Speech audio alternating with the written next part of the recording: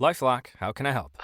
The IRS said I filed my return, but I haven't. 1 in 4 tax-paying Americans has paid the price of identity fraud. What do I do? My refund, though. I'm freaking out. Don't worry, I can fix this. LifeLock fixes identity theft guaranteed and gets your money back with up to $3 million in coverage. I'm so relieved. No problem. I'll be with you every step of the way. 1 in 4 was a fraud-paying American. Not anymore. Save up to 40% your first year. Visit LifeLock.com/podcast. Terms apply. Are you a lifelong fan of General Hospital? Are you a new fan who wants to know more about the history of the show? Do you enjoy talking about the show with others? Do you find yourself yelling at the TV? Is your self-care an hour a day in Port Charles? If so, we invite you to join hosts Amanda Kimmel and Shannon Coach at the place where all the hidden conversations take place and secrets are revealed. Meet us at Pier 54, a General Hospital fan podcast. Hello. Hi. Welcome to the the General Hospital recap for Monday, September 22nd through Friday, September 26th, 2025. Just a heads up, I had a celebration of life this morning that I'm still kind of emotionally drained from. And then I came home and watched Friday's episode. So guys, yeah, tears are happening more than likely, but I am okay. I just am definitely way more emotional. I don't know. I might just be tired by this point. I don't know. That's why I text you. I was like, yeah, I'm just emotionally exhausted. So let's just do this. Yeah. Get it all done in one day. That way I don't have to do it on Sunday and relive it all.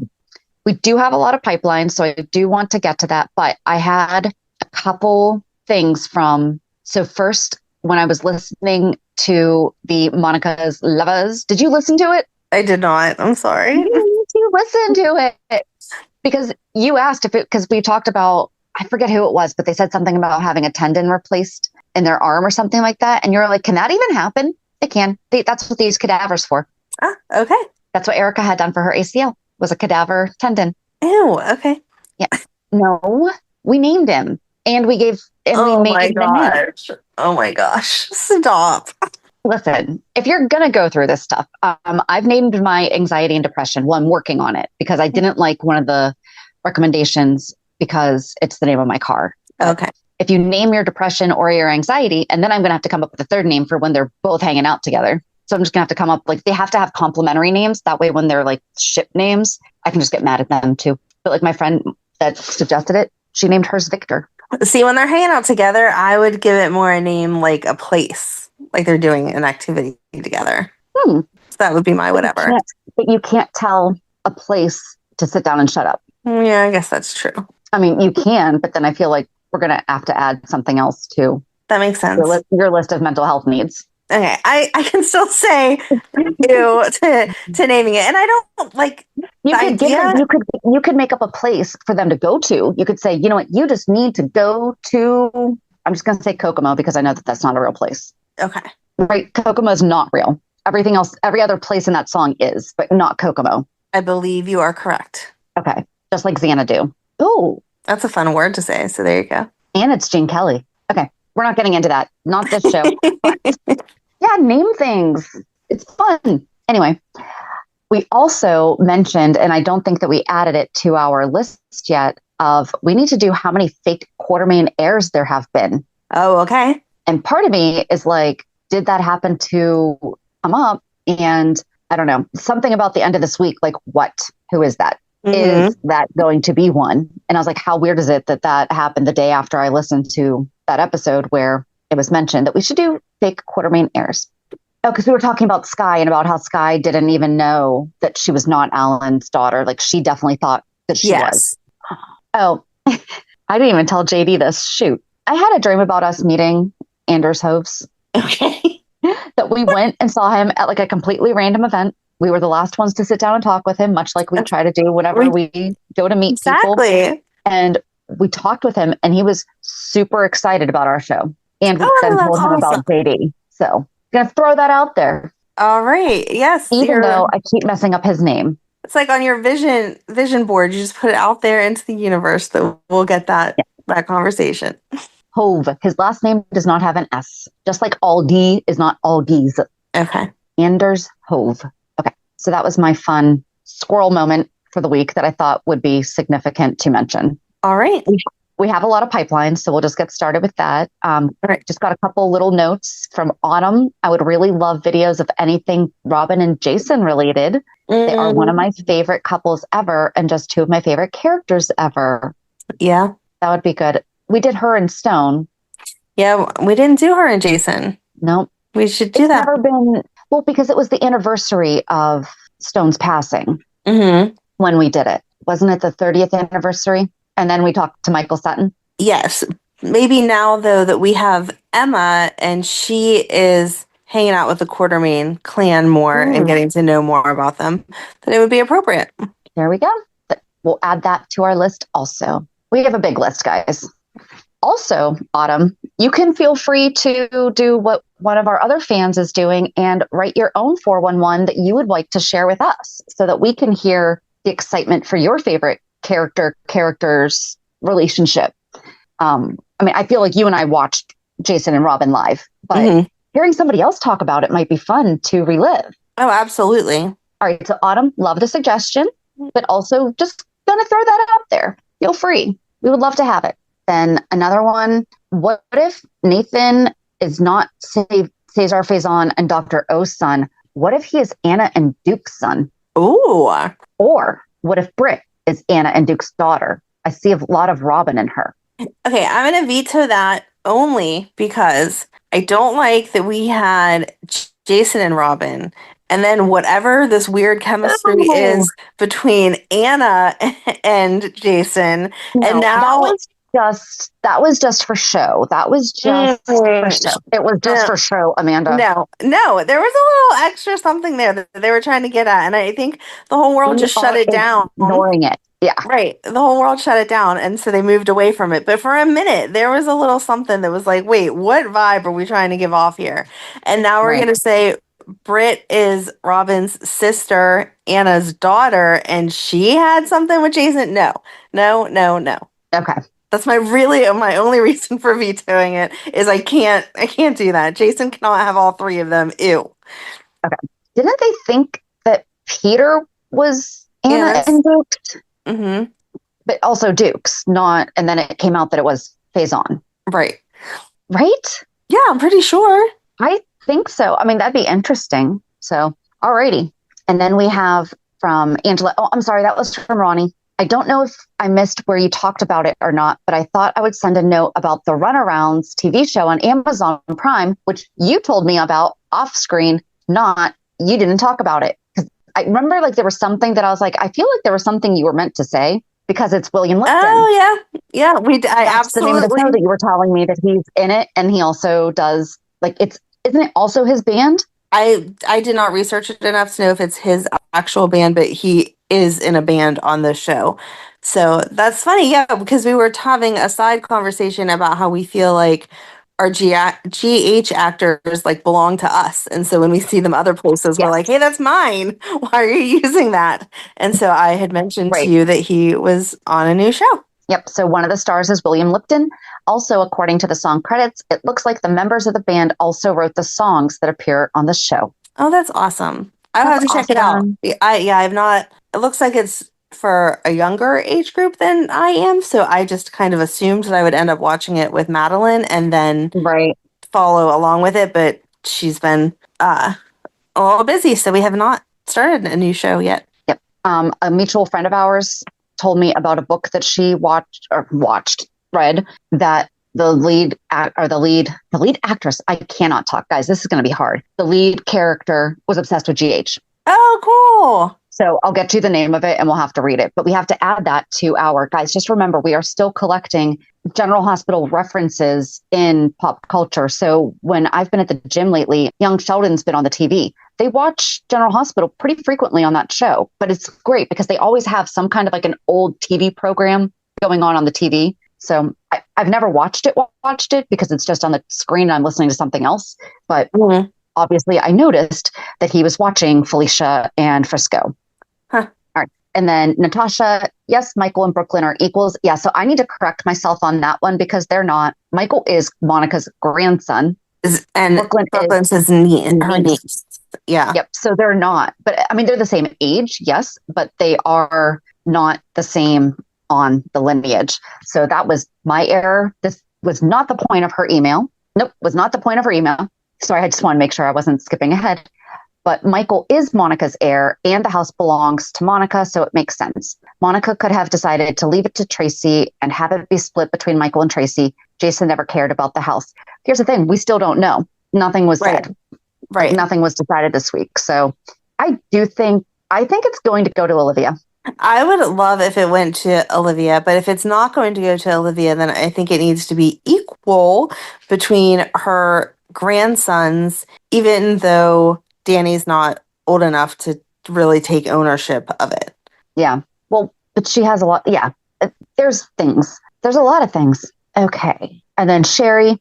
So Nathan's back. Kind of mad that he's Nathan. Just going to throw that one out there. We'll get to it though. But I'm confused because they have sore ass James, which is fine. They do it all the time. I know it doesn't make sense, but they aged him to 9. Then Felicia said James wasn't born yet. So when Nathan died and Anna said that Nathan's been gone 7 years. So why didn't they just say that it's been 9 years since Nathan was shot or not mention that James wasn't born yet? Are they going to undo James's aging, or are we supposed to not even question how a boy has aged 9 years and is only 7 years old? And only 7. You're supposed to not question it. It's just how it goes. I like that. Good catch. I was not thinking about that. Yep. Did they age him up to 9? So let's see where they did it. I mean, to be fair, Sherry, it sounds like you are a fan of the show. We all know that he's never even had a birthday. So what age is he really? And where's Bailey Lou? Taking a nap. She's a very tired baby. Okay, so yeah, born 2018, revised to 2016. So yeah, 9. But then you're right. That is a really good catch. That was a good catch. Very nice. I am now also confused. Okay. And the last one we have is just SW regarding Monica's Lovers episodes. Thank you. Because this was that it was less than 2 years into the show. It was before we got really good at our research, and we have never gone back to revisit it to see what we missed. So 1, Alan attempted to kill Monica and Rick by having the roof of a room being built in the mansion collapse on them. He changed his mind and he got them out in time, but Monica figured out he was trying to kill them. So we do talk about that in great detail in Alan's 12-part series. Yes. We definitely talked about that. They figured out that AJ was Alan's because of a birthmark. I think we also talked about that in Alan's. And 3, you left out that Monica was dating the judge who gave custody of Georgie to Spinelli. Don't know the extent of their relationship. So I will say at that time, the only resources we were using was basically General Hospital fandom and to some degree the scrapbook. And so when you look at her relationships on, hold on. Oh, yeah, they do have it. Okay, so that must have not been on, though, because now he is on there. The judge is on there. But that's when we were pretty much exclusively using fandom. Yeah, so that had to have recently been added. Yeah, but good catch. Thank you. So David Walters, it just says Lovers from 2014 to 15. His last appearance was just 2019 for no reason. And it just says Desperate Nathan asks for help from his mother and the General Hospital's chief of staff, Liesl Obrecht.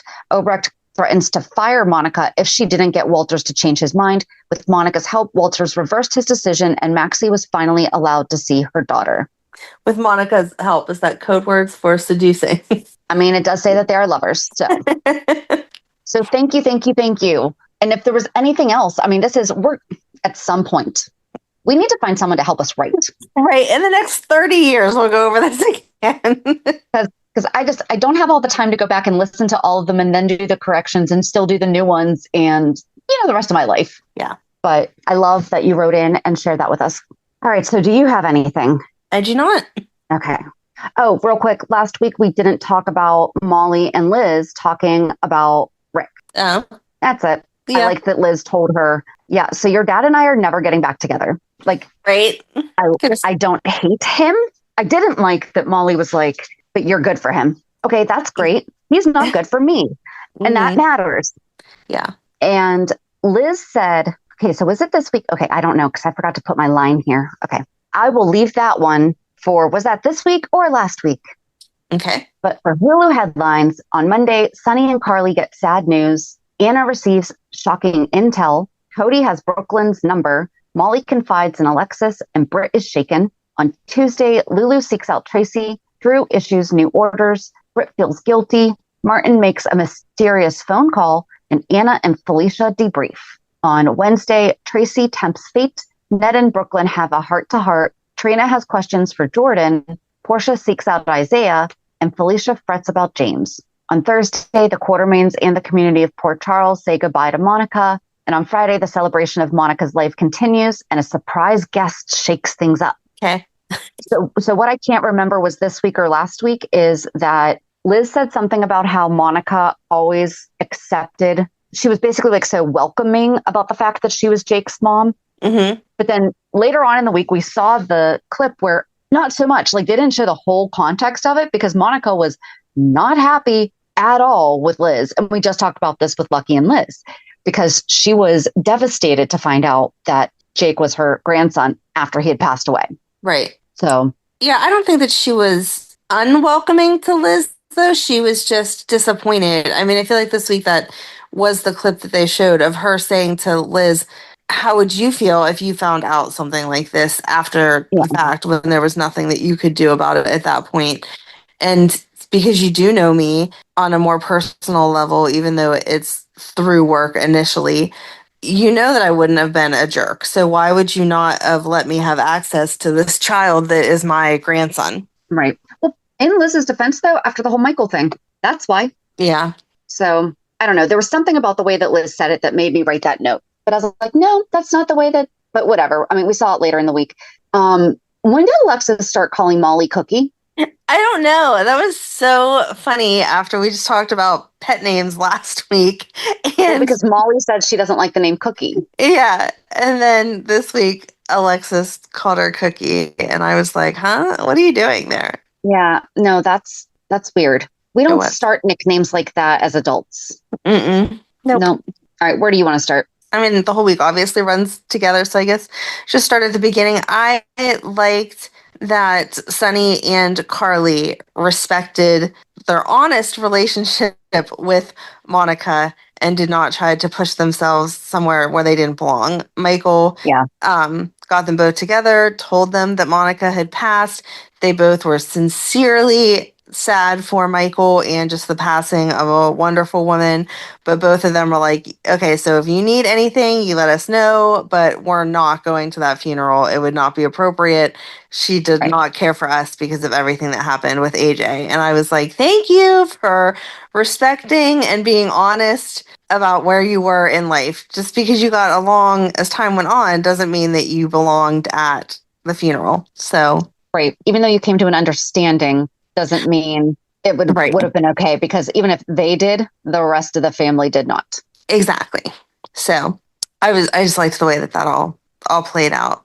And I loved Ned with Brook Lynn this week whenever they were going to find Tracy, because Tracy got overwhelmed by everything and took off and they couldn't figure out where she was. And it was actually Lulu who was helpful and said, I bet she went to the casino because that makes her think of my dad and that's someplace that she would run to. And so we saw, like, as it all unfolded, that Ned had then called Lois and been like, hey, could you see if you can track down my mom and just kind of make sure that she doesn't gamble the whole estate away or go somewhere else because she is very unhappy.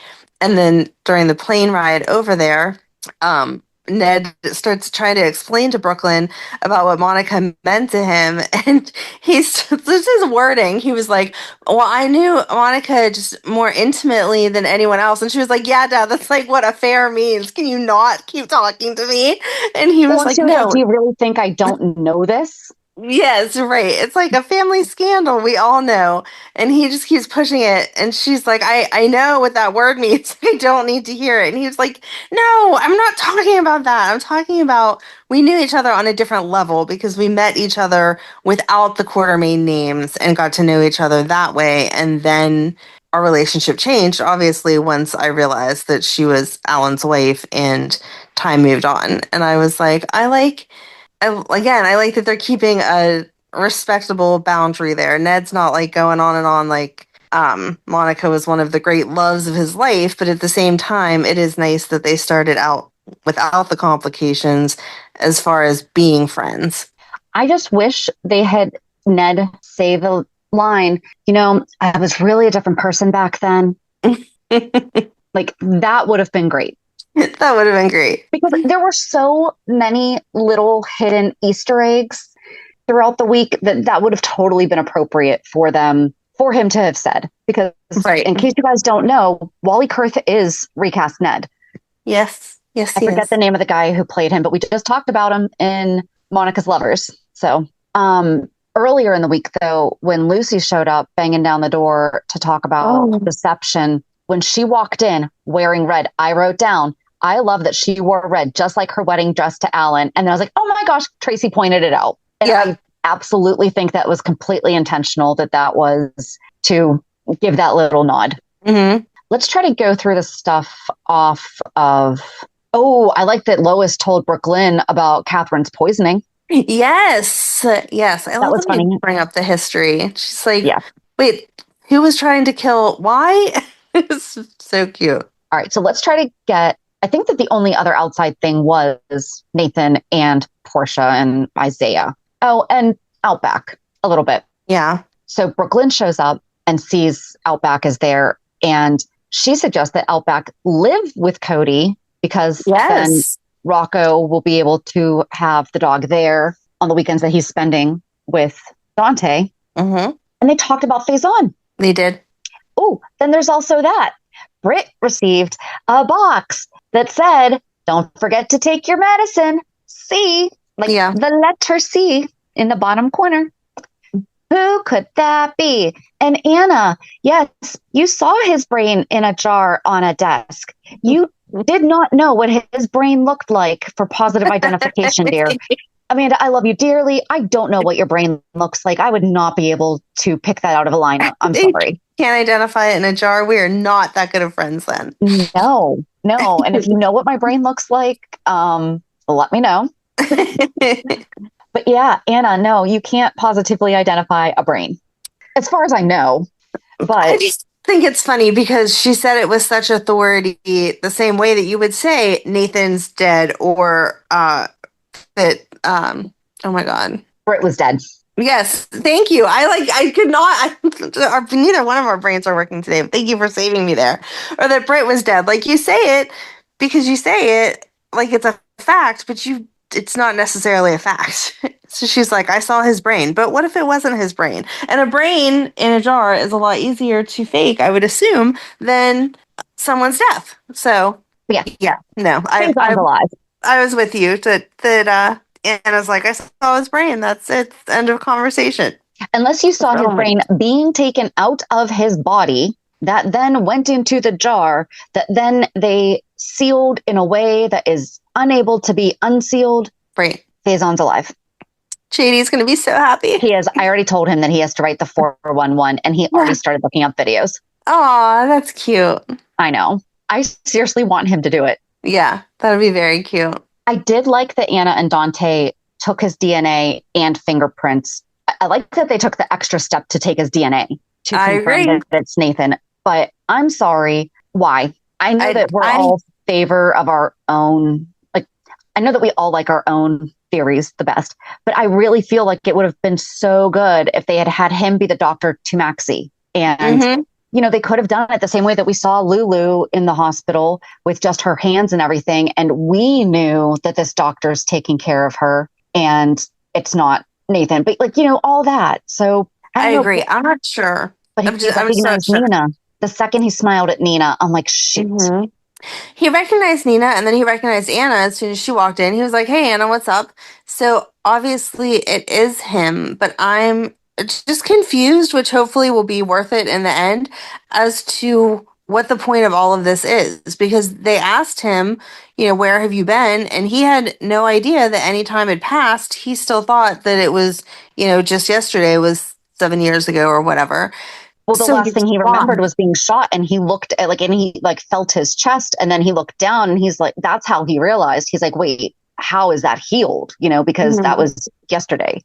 Right. So Where are they even going to say that he was? Like, why? Why are we erasing the past 7 years from his brain so that he thinks that the shooting was yesterday? I don't You understand. think that they killed him, quote unquote, killed him? Because remember, Faison is the one who killed him. Here's the thing that really upsets me the most about us having him come back. And we talked about it when they had him die. The funeral they gave him was like an actual police funeral, and it was beautiful and heartbreaking, and it was so good.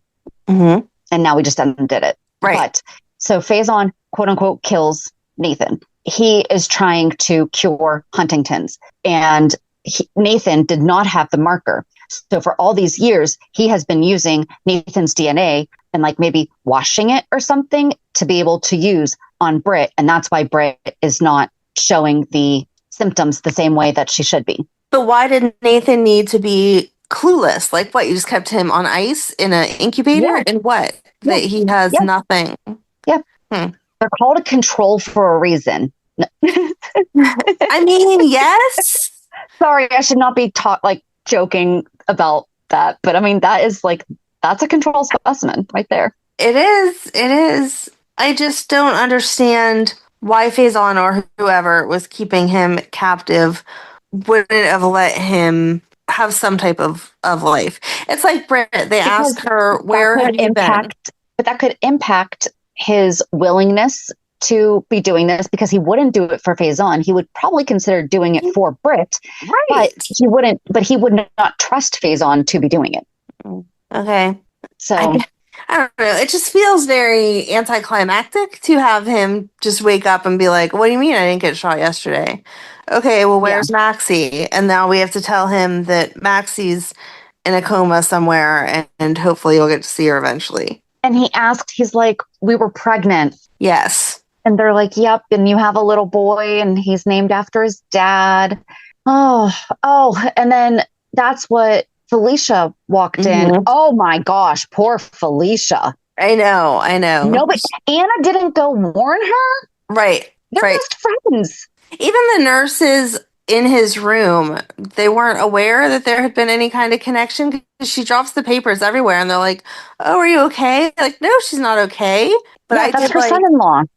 I did like the reaction of her walking out and like Nina walking up, and then both giving each other a look like, is it him? Is it really him? Type of back and forth. That was good. Well, and I liked Anna reaching out to Nina right away and being like, listen, you're literally the only person that can help me with this. Right. And Nina doesn't believe her, all that stuff. But the second he opened his eyes, but then Felicia goes to the stables to pick up James from his writing lesson.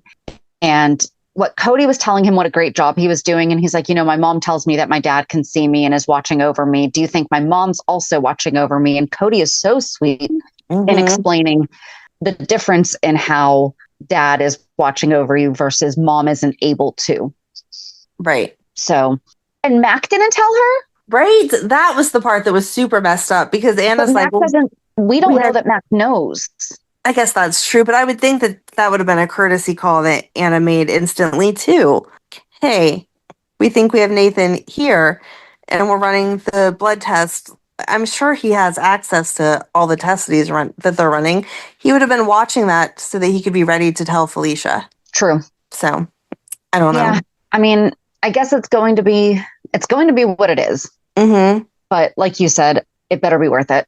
Yeah, I'm looking forward to him coming back being somebody different. Me too. And I feel like right now is not the right time for him to be coming back, because like you just said, Felicia is going to have to be the one to break it to James. That's something that Maxie should have been there for. And it would have been interesting to watch Maxie trying to sort out her feelings as she's introducing James to his dad, to take that step back and sort out her feelings from, James has a dad's feelings. And her and Spinelli. Well, right. Who's going to tell Spinelli? Because now she's technically still married, right? Okay.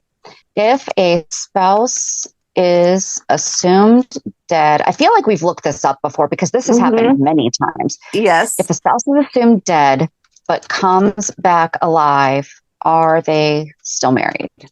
Pronounced. I'm going to say pronounced dead. Cool. No, the original marriage is legally nullified and the second marriage remains valid because a marriage is legally dissolved when a spouse is officially declared dead by the court. Oh, This was actually just in a book that I read. okay. Yeah. What the heck was that name? The name of that? It was like Two True Loves or something like that. Okay. It was pretty good. I mean, it was like a summer read. It was a good, beach book. That's really all I have to say about that. Oh, I loved Brook Lynn and Cody talking about Gio and Emma, though. Like, they were cute. They're like, so that's new. Mm-hmm. And I like the way that Brook Lynn is respecting Gio and letting him figure out his own stuff. And I like just the realistic vibe that it gives. You see her looking at him, getting that like sad mom face of like, oh, my baby's growing up. My baby has a crush. But at the same time, keeping the distance of like, no, I can't react to that as, oh, my baby, because you're not my baby at this moment. You're setting a boundary that you don't want anything to do with me. And I'm glad to see that with Monica's death, that they showed Gio coming around and also not jumping the boundaries. Because I feel like sometimes it's like they have one nice interaction and then the next day the kid's like, hey, mom. And you're like, wait a minute, that is not how that would go. They have to have Willow time and to Nina. build it. Right, exactly. Or it doesn't matter how much time drags on and they're still not having any interaction. And you're like, realistically, they're hanging out in the same house. Like, come on, there has to be a little bit of give and take. And so I like that this seems to be playing out in what I would think real time would come close to, as far as thank you for coming. I'm so sorry for your loss. If there's anything that you need, those kind of sentences, but not like, oh, mom, I'm so sorry you're sad. Right. What else was outside of that? Oh, Jordan went to see Drew she went to tell him about Monica. Yeah. Right. She was She just went to check on him just to see how he was doing. But then she was like, you need to be a better man for your daughter. I mean, I think everybody's been say saying that for months. Well, yes. I'm assuming that it was is true. talking about the restraining orders again. Isn't that where that came from? He said something because he kept whining. That's all he did all week. He's like picking up the slack of Willow because we didn't hear her whine all week. Of it's not we my didn't see how fault. she reacted to Monica being. I mean, I feel like that really should have been. That should have been played, and done. I know the kids are little, and I liked the way they justified not having the kids at the memorial. But there should be a conversation with the kids. I mean, especially Scout and Wiley. Like, they're old enough that they should be. You never saw what happened with Danny after he overheard Liz. Right. I forgot about that. Yeah, he was like upset, and then it was just kind of like, oh well, we moved on. We just didn't see them this week. But yeah, not right. I don't know. But yeah, Drew just like whined all week about how he didn't get to spend enough time with Monica and it wasn't his fault and she would have been accepting, but everyone else in the family was so mean. And everyone just kept saying, are you forgetting the fact that you had restraining orders put against Scout's family? Are you forgetting that Monica is close to all of them? Like, what are you talking about? What are you thinking to even claim this is some personal injustice? It wasn't. You were the one who was doing things wrong. Right. And okay, so I guess I understand attorney-client privilege as far as if I confess that I did something wrong, the attorney needs to not be telling the whole world. But isn't there also some type of duty to the court whenever you hear someone say, oh, I am absolutely going to accuse this person of a crime that I know they didn't commit just because I want to mess up their life because now Monica's dead, it doesn't matter. You would think so. I'm surprised that Martin is going, well, he has to though, because Drew dropped the charges against him. That was the thing earlier in the week, is that Drew brought Martin in and Martin was like, I'm not doing anything for you. And he's like, funny, because I could just have Stella go back up on those charges. Mm-hmm. So, I mean, that's great. The charges were dropped against Stella. Oh, Marshall was in for a day and I don't know. I feel like he was blaming Curtis for his failing marriage. And then he was telling him about how he was talking to Jordan. Curtis was telling Marshall about how he was talking to Jordan, and Portia overheard that he was with Jordan. And then she flips out on him. Meanwhile, she slept with someone else. I was literally yelling at my TV because she overheard it because they were all throughout the house, and then they had to question him. And so whenever he was giving his explanation as to where he was, he said, "Oh, and then I met Jordan for a drink at the Brown Dog," and she gets this nasty, like, sour look on her face. And then the second that the police leave and everything's supposed to be going back to normal, she flips out. I was literally yelling at the TV. I was like, "Don't have an attitude with him. You were just hooking up with Isaiah. How are you going to be mad at him? He was just having drinks. Like, what's wrong with you?" And then her first thing that she did was go to the hospital and tell Isaiah, "Hey, let's do this." And so he said, "We can't just keep it under the radar. We have to keep it off radar." And I was like, "Isn't that the same thing?" No, it's not. Oh, Yeah. Under the radar and off the radar are not the same. Under the radar means to operate without attracting attention or being noticed, while off the radar means to be no longer noticed, relevant, or important, or simply not being aware of something. The phrases share a common origin in military aviation, but their modern figurative use differs in their focus.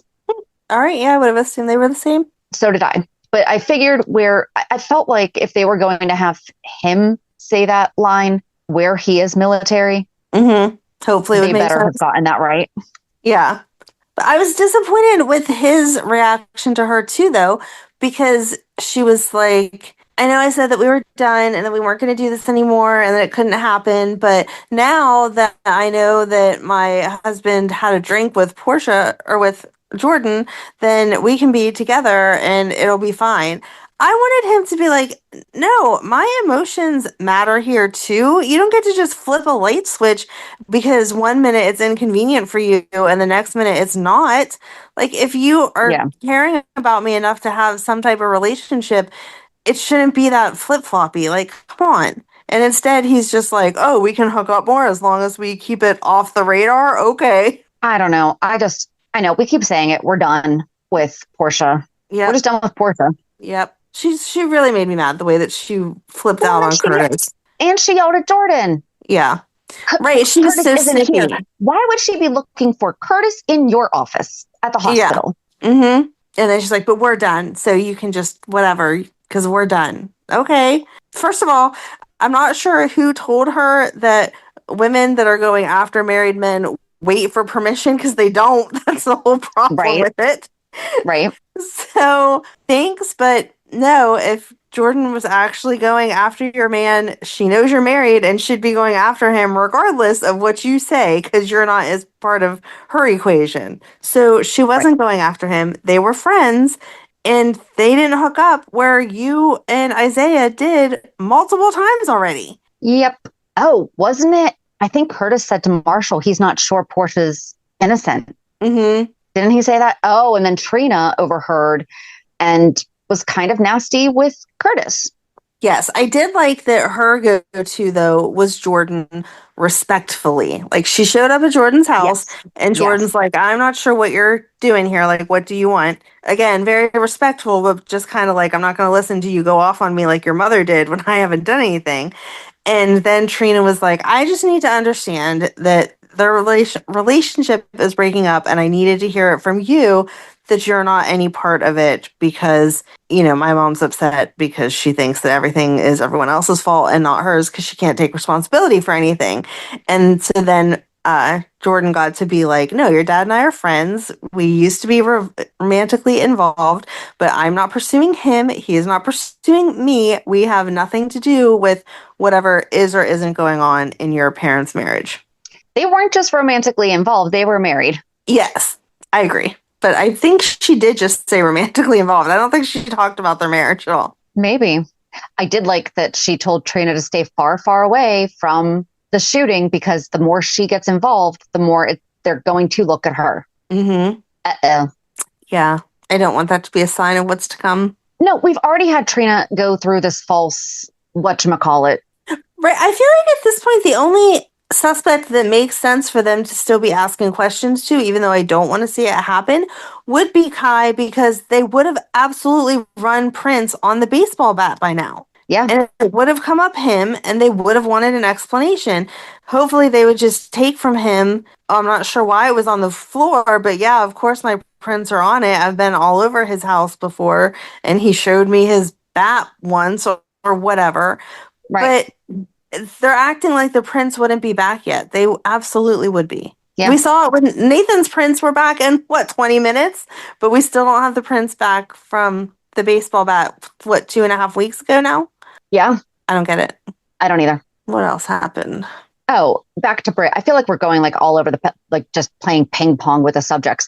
Her attitude's off. Yeah, that was ridiculous, the way that she was talking to Jason. I know she's angry with him, but making jokes about him needing to go to a funeral for someone that he offed was completely beyond something I feel like she would have ever said. Yeah. And then she felt guilty whenever he was like, no, actually, it's for my mom. So yeah. But there were just other things she was saying too, and I can't remember what they were. I did not do really good notes this week. Trying to think if there was anything else that registered extra weird. Oh, Rocco met Britt. Yes, he did. I feel like Charlotte saved him with that one because she went out and was like, hey, Mom, just want to let you know he's in there talking to Britt. And Britt said that she had seen pictures of him on social media before, but she had not requested to follow him. And he said, well, if you send me a request, then I will accept your friendship. Yep, I did like that. But Britt talking to Lulu again was ridiculous. I do feel like she was off there also. I know she gets, real snarky, like, that's Ben and he's her son, but Lulu went to her saying, let's come up with a compromise so that you can talk to Rocco, because I understand how you feel, and more importantly, he feels like there's a connection here, but I want there to be ground rules. And she instantly got nasty and was like, you wouldn't even have him if it wasn't for me, and that he's my son more than he's your son. Like, I don't know. I feel like if you're trying to get visitation of any child, you would start by playing nice. Now, if you have to get nasty eventually, okay, maybe, but who are you to come in after all these years and be like, oh, that's my son, when it's obviously not? Right. And I feel like they're actually changing how they're writing Lulu right now. Thank God. I know, seriously. But they really had her accepting of the situation. She's putting her kids first for once. We saw her interact with both of her children. She was asking Charlotte again about, did she want to go see her papa or whatever is going on with her papa, in a kind, respectful manner. And then she's letting Rocco have whatever experience he's trying to get from Britt so that he can answer whatever questions are in his head. But yeah, of course, as a mom, she's going to be overprotective. Like, you're the kind of woman that would steal my embryo. What do you mean I shouldn't be concerned that you're talking to my kid? Right. I just felt like, I don't know, maybe Britt's off because she doesn't feel like she belongs there, but she's being nasty to people beyond the normal Britch nastiness. Right, exactly. Just doing a quick skim before we get into all the sadness. Oh, you mentioned the cookie thing between Alexis and Molly. Oh, yeah. That was basically just a conversation between them where Molly was admitting that she has feelings for Cody and she's not sure what to do about it or where to go from there. But she didn't feel like she could have the conversation at home because she's noticed that Christina's been there a whole lot lately. Mm-hmm. And she told her what Christina did. Mm-hmm. Which Alexis didn't seem that shocked by. So she didn't. And she kind of said the same thing that we have been saying. It's like, in a really weird way, though, it was kind of sweet that she was trying to help you, but at the same time, absolutely understand what she did was messed up. Right. Oh, Cody did refuse to take the reward money. Mm-hmm. Because what did he say? Outback found him. Yes, Outback found him. And he called her Princess Pie. I like how dorky he is with her. And that's one of the things that Molly's telling Alexis is, he can't be that bad because he didn't take the money from Sonny. Right. Okay, that's it. So we've already talked a good bit about, people finding out about Monica and everything, but they finally did. The memorial service started on Thursday, and Jason played the host. Yeah. That was great. I thought that was so nicely done. Mm-hmm. Yeah, I feel like they really got the right mix of bringing up that it had to be uncomfortable for Jason, but Jason saying he was going to do it for Monica, that he would play, family representative because Tracy and all them weren't there yet. And then just the stories that they told as people went up to give their part of the eulogy or speech, whatever, that they really kept to telling the truth. Like even Lucy, whenever she went to get up, and she said Oh she was my doing goodness gracious. it. She said she was doing it to give Tracy a little more time to get herself together. But Felicia is like, no, sit down. That's not appropriate. Like, do not get up. And she's like, nope. And she walks up there and starts talking about, everyone knows what Monica and I shared. And then she's actually talking about the nurses' ball. And then eventually she does get into the fact that they were both married to Alan. But she continued to say, I was actually really jealous of Monica because she was this Yeah. beautiful, successful woman. And how could I not be? And gives her props for all the things that she did, that she obviously cared about the nurses' ball as much as Lucy did, and that she saw the other sides of the AIDS crisis because she was a doctor, so she was dealing with people that needed help and stuff. I really felt like each speech hit on that relationship really well. It wasn't like they just stood up there and were like, oh my God, Monica was so great, and acted like all this bad stuff never happened. Well, and before like anyone even got there, I think Laura was one of the first, and she went to Jason and said that her mom was going to come, but she came down with a bug, and she is thankful that they became friends in the end, which means we're going to have Leslie pass away soon. Poor Laura. Right. She's going to lose her mom and Robert. Yeah. In like a minute. And then Lulu was telling Jason about the time that Monica didn't kick her out, but that was like just to Jason. She's like, yeah, it was always nice that Monica let me still stay, even if she was kicking out Tracy and my dad. But she was saying it to illustrate to him, though, that he was always part of the family, even if he wasn't actively there, because he was really feeling bad about the wasted time that he wasn't spending with Monica, and that he he definitely kept her out of his life, and that she constantly was just like, hey, I love you. If you don't want to talk to me or you don't want to let me in, that's fine. But it's not going to change the fact that I'm your mom and I love you. And when you are ready, I will be here for you.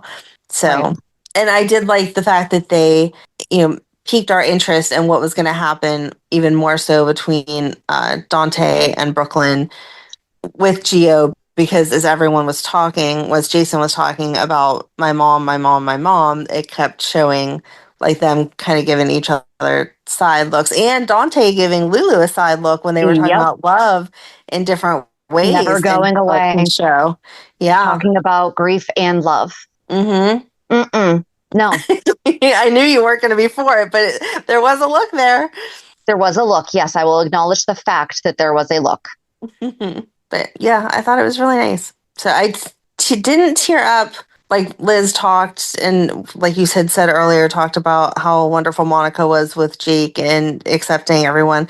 I didn't tear up then. It was whenever Jason was talking about my mom and saying that he loved her and whatever, and whenever then Tracy turned around and was talking about her friend, and they did all the flashbacks. I was like, oh, okay, I'm getting choked up here. I'm checking to see, because I looked earlier in the week and I don't think I found it. Hold on. There's a good chance that she didn't, but I was wondering if Leslie Charleston wrote the note that Ned read. Aw, that would be sweet if she had. All right, it's saying no. I think that, especially where we knew she was sick, they knew she was sick. And we love new Michael. Like, he is doing so well. Yes. But I really wish they had Chad Duell come back just for one day. And they didn't show any Monica and Michael scenes.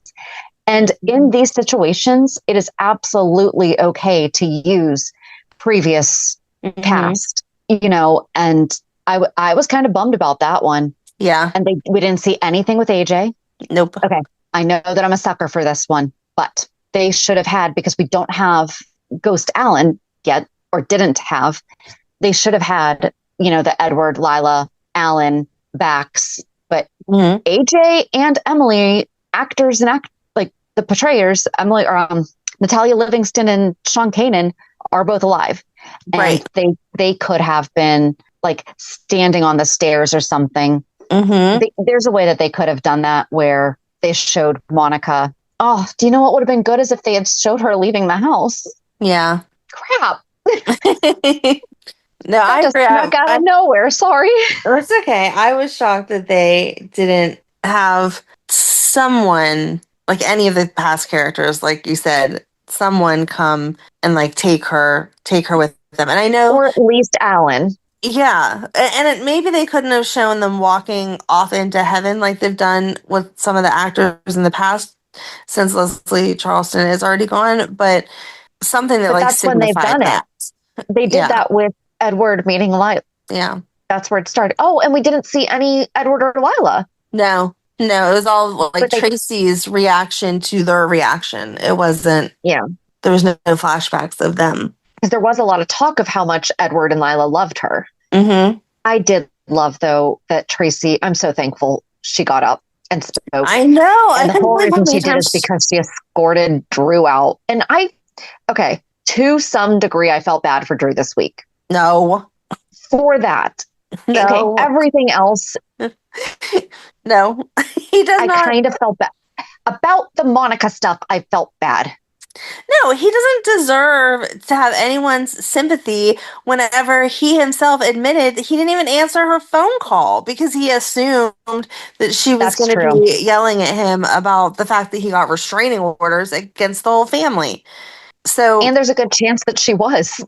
there is a good chance, but knowing that she wasn't doing well, if your mom calls, you answer her no matter what. Yeah. So I have no sympathy for him. And I'm glad that him coming seemed to push Tracy into speaking, but I also didn't understand why they even gave him the acknowledgement that they did. Like, Michael had already wrapped it up. Everyone said they didn't, like, no one else wanted to talk. So Michael wrapped it up, invited everyone back to the house. He was stepping down off of the altar away from the podium so that they were all going to walk out of the church and go to the Quartermaines.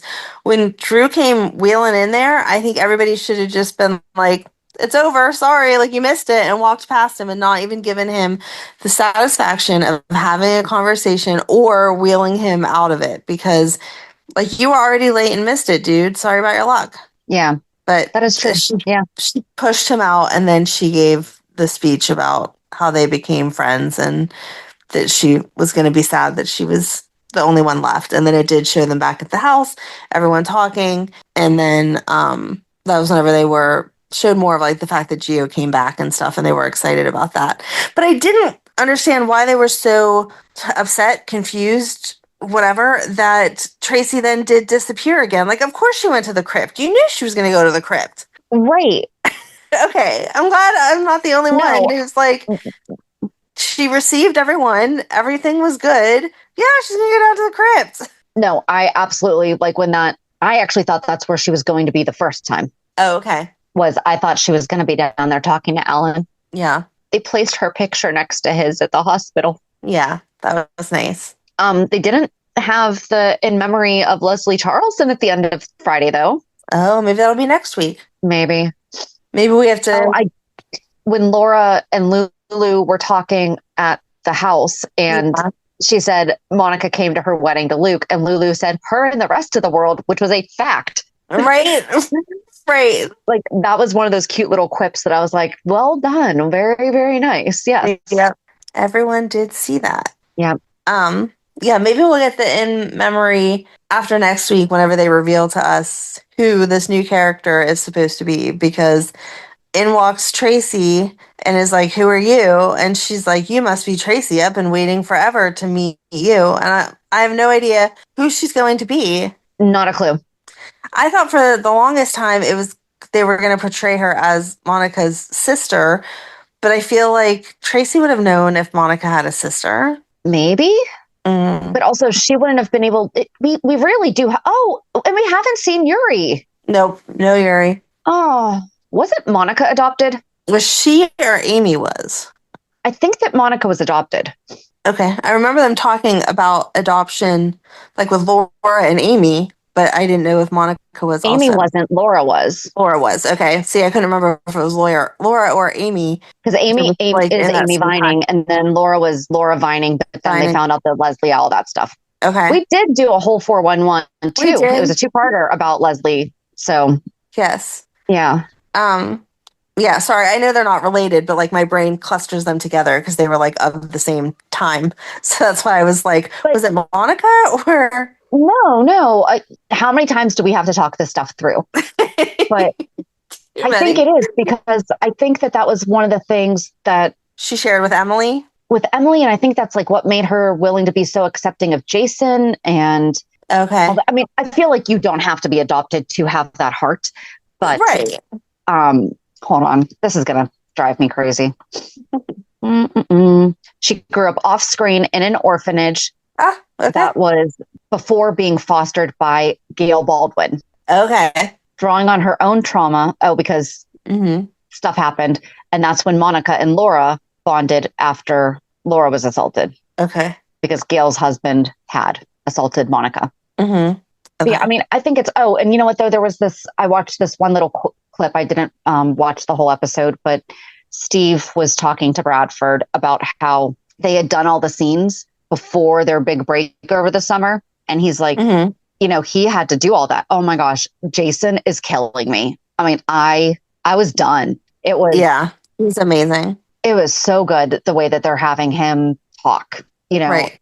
And but what's the story? The missing story. Did you pick up on that? He didn't. No, he didn't say anything. He didn't share it yet. I hope he does. I hope that he does. I hope he does too.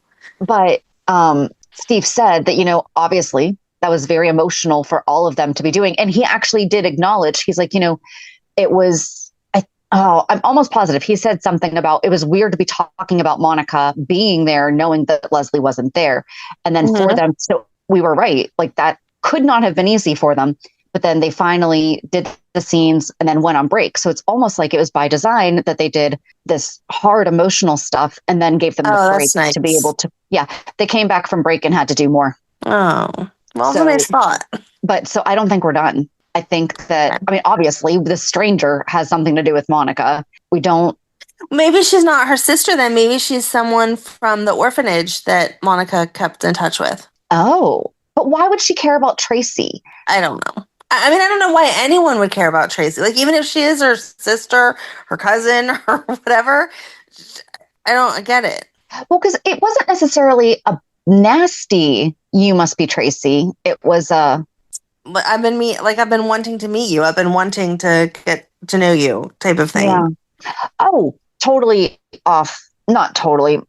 They remembered Dawn, Monica's daughter. Yes. Who we never talked about. They mentioned her. Yep. Because that was actually my first thought. And then I did the age thing and I was like, no, there's no way that that's Dawn. Excuse me, no. But Martin was giving Drew ideas on how to take down Tracy. Yeah. Is this lady who wrote the letter that Martin found. Oh, okay. And Martin called her to come. Okay. Oh, because that would be why Martin was saying that you have to do it from the inside. Yeah. Like the Quartermaines are going to self-implode. Right. Oh, that would be interesting. Okay, I'm here for that. But why did she write the letter? And why did it go to the gatehouse? Or why did it go to Drew's? Oh, no, that's right. We talked about the fact that the kids probably just picked up mail. Right, because they were coloring on the back still of it. Totally random. Yeah. I'm adding this to the list of things that I'm right about. And I'll delete it if I'm not. That's how we have to start doing this. Right. We're just right about everything. We're going to assume. Yes. And Faison's alive and kept Nathan in medical coma to test for cure for Huntington's. I think that's it, though. Yeah, I don't think there was anything else. I mean, it was an emotional week, but it was good. I liked the way they did it. I did, too. I don't feel like we were totally bratty because we were not the only ones that were impatient for this. No, and like we said, I do believe if they hadn't kept referring to her, we would have been okay. Like, I didn't want it to go on forever, but we would have been okay. It was the fact that they just kept talking about her, which made people speculate, were they really going to try to replace her? And that was just a no. Just a no. No, that's a hard no. So I'm glad that now we know that's not what they were doing or what their intention was. So. Oh, I forgot to say at the beginning of the week, I forgot to say that this upcoming week we will be on Lucky number 50. And it's Lucky and Liz 40. Okay. You always say that at the end anyway. So I know. Well, that's what I was like, oh, shoot, we're going into reality check. And I did not say that at the beginning. So I'm not going to be able to do my recap the right way. So now I'm saying it at the end of the episode before we get into reality check. So that way I can do the callback to the announcement of this week's 411 being Lucky and Liz, or Lucky 450 and Lucky and Liz 40. okay. Reality check. So how was your week? It was good. It was pretty uneventful. It was so rainy here all week. It made you just want to stay in bed and do nothing. Not that I got to stay in bed and do nothing, but that's what I felt like. And then this weekend was busy with all of Madeline's stuff. Yesterday was our local high school has a night every year that they invite the younger kids to participate. So like if you are on the younger football team to come and like run down the field and they announce your name and your number and stuff. If you're on the cheer team, to cheer with the older cheerleaders. If you're in the band, to come out and, get that experience of being on the field and playing whatever the opening number is and stuff. And it's a big deal. Like it's one of those games that it's always packed. In fact, the 50-50, not that it's relevant, but just to show you how many people were there, the 50-50 for last night's game, what you would win if you won was $980. What? Yeah. So, and how much were tickets though? How much were tickets? That they're like, it's only like $5 or $10. It's not okay. So yeah, like you can get like the small amount or the arm's length or whatever. It's not outrageous. It was just that's how many parents were there. So it's very nice. Madeline's participated in it most years that it's happened and whatever. This year it was extra special though because the middle school cheered for one quarter. And then, as I've said before, she's finishing out her time at the midget team. And so they got to cheer at another quarter. So she got to do both of those.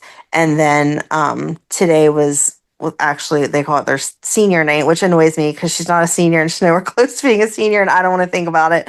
But senior, as far as about that when you were talking to me about it, because I'm like, maybe I misunderstood this. But no, that's what they call it. But I mean, it makes sense. It's like the senior of the organization. Like they can't go past this age frame, so they're the seniors, but they get like a special banner and stuff. And one of the moms made them sashes that said senior and the year and stuff. And then the parents get to walk with them across the field, and they each have a paper that they fill out that's like my favorite memories, something I'll never forget, something that people may not know about me or whatever. And so it's just nice to hear the kids, talk about they have enjoyed their time there because this is her 8th year. So it's been a big part of our lives for all of this. And it's just a really great organization. So it was nice. And like they got little flower pins for the moms to wear and stuff. And they did a big balloon arch and the photographer comes and gets pictures.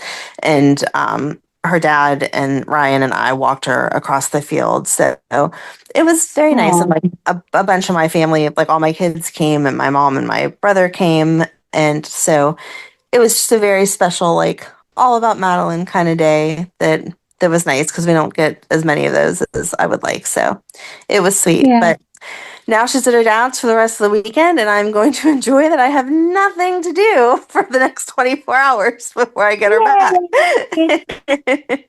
So how about you? My daughter turned 22 this week. She did. Yeah. I don't like that. Neither do I. I mean, love it, but I feel like she just turned 21 like last week. I swear to God, we just had this conversation about her being old enough to drink, even though she doesn't want to drink or whatever. Like, I swear it was just last week. So why is she 22 already? I agree. And we, our Wednesday night yoga class had been canceled. Oh, it was canceled for that week. And I had shared that, we started going basically bowling with the group on the month of August when classes had been canceled for the month. So one of the young men was like, hey, let's go to, this local huge bowling. What is it? It's bowling. There's an escape room. There's the arcade. There's a full restaurant. There's the beer garden. There's all those things. Mm-hmm. It's one of her favorite places in the world. So I was like, of course we're going to have to go there because it was on her birthday. Her birthday was Wednesday. So it was nice. Mm-hmm. We were able to celebrate with all of them. And, and on Friday, she and I did. So they asked us participants if we wanted to help with like a photo shoot. And we were like, okay, we don't know what you're doing, but sure, we'll be there on Friday. they were taking pictures of the participants doing the different poses to help teach their teachers, because there are different ways that the participants do the moves that aren't necessarily typical of how moves are done in yoga. So it was really nice to see them, showing how their community frequently does certain poses. Nice. So that was fun. So we're going to be famous. And yeah, it was a hard week. Like I shared at the beginning, like there was a celebration of life this week, and just, what did I share? I shared in my Bible study on Thursday. I'm like, it was just as good as it was bad. I'm like, so right down the middle is kind of where I'm evening out. But yeah, I guess that's the big thing was her birthday. Yeah. So I'm glad she had a nice birthday. I know it's hectic and crazy and expensive with all the things that we do sometimes. But yes, I'm glad that she and I got skipped the gym and had breakfast, and then we went shopping and got a bunch of clothes. So that was nice. I can't wait to see what she does to the clothes, because she loves to modify things and make funky outfits. I can't wait. She's already done it. She got this really cute denim jumper, and I think that she got it because I have one that I got for Austin, because we were doing it was like, we were in Austin, so of course we have to do something denim themed, for our night out on the town, whatever, and that's what we were asked. And I was like, okay. And so I bought a denim jumper, and I've worn it now twice, because then I went to a baby's first birthday last week. That was her first rodeo, and so Western wear was encouraged. I'm like, sweet, I can wear this again, because I am not the personality that feels comfortable necessarily wearing a denim jumper just on a Tuesday afternoon. Right. I know some people are. I'm just not. But I'm like, sweet, I can wear it again. Nice. And so she's commented on it when she sees it and I wear it. And so I think that's why she got it. But she added, because it was kind of just like a halter top, but she added like a shirt underneath it. It is so cute how she wears it. That girl definitely has style. It makes me very jealous. She is my go-to. She checks me. I know. If I'm stuck, she's who I go to. Even if I don't think I'm stuck, I get her approval. My favorite is when she thinks I need eyeliner. She's like, you need to wear eyeliner. I'm like, okay. And she did it on me one time, because the girl can do cat eyes, like the bat wings and everything, really well. So yeah, I did not teach her. But yeah, so join us on Thursday as we continue and are close to wrapping up Lucky Part 50, and it'll be Lucky and Liz Part 40. All right, so have a good week. And we'll meet you at the pier. Bye. Bye. If you enjoyed today's show, we invite you to go to pier54podcast.com to subscribe on your favorite platform. Don't forget to leave us a review. And you can also follow us on many social media channels.